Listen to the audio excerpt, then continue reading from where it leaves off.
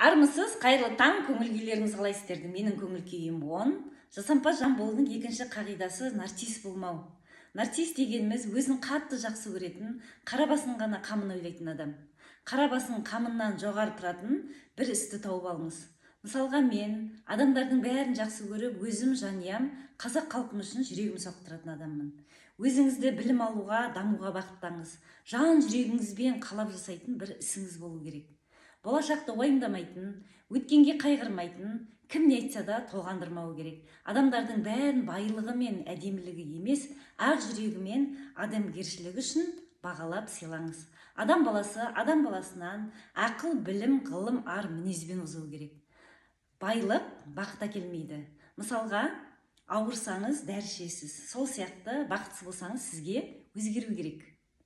Қара басыңның қамынан жоғары тұратын бір істі тауып алып, бақытты болып, жарқырап жайнап жүретін жасампаз жанға айналамыз.